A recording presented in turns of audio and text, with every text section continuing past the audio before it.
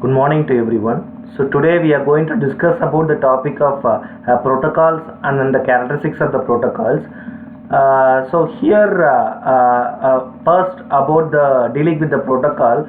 Protocol is said to be the set of rules governs to establish the communication how far to take in place in the network.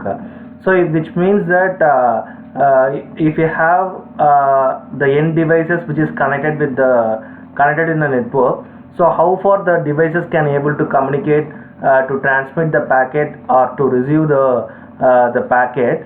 So they need to understand the common language.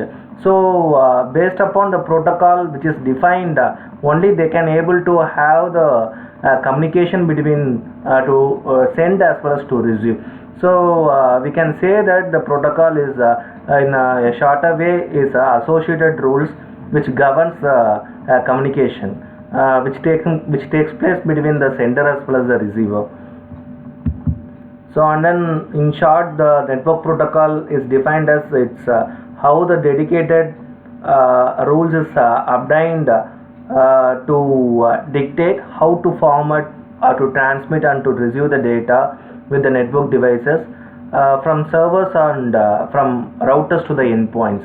So this is about the a network protocol. And then the elements of protocols are syntax, semantics, and then the timing.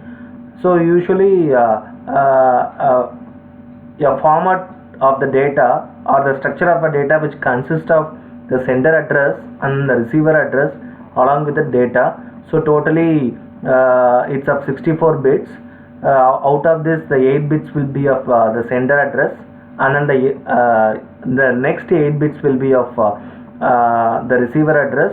So remaining part will be of data. So together everything is of 64 bits. This is about the structure or the format of the data. Next, the semantics is that how far the section of bits will be arranged. So how far the pattern is obtained. Which means as how the router will be identifying the address and then what will be the final message. So these are all our questions which happens in the case of the semantics. And then with the timing part, here we have two characteristics when we deal with the timing.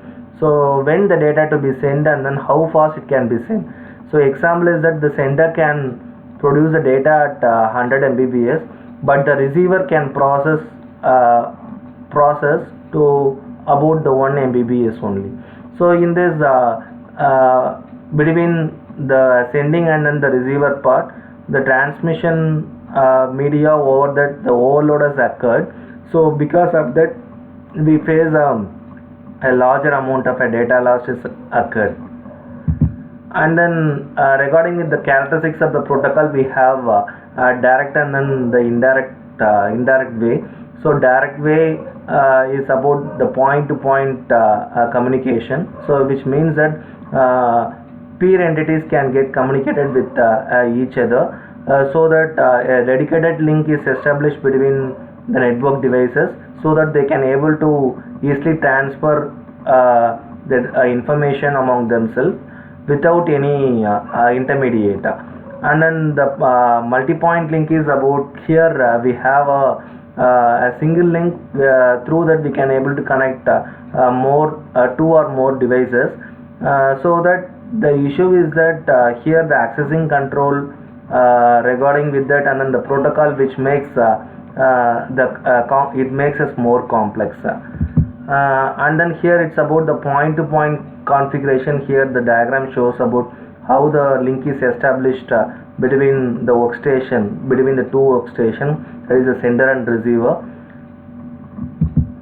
and that the multi-line configuration established about how the link is a single link is established to share two or more devices. Next is about the monolithic structure. So here a task of communication which occurs between the entities of different systems. This way of communication is of too complex to be handled.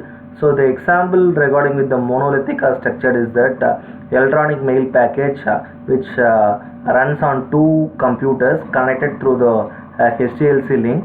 To be structured, a package need to be included all over this HDLC logic.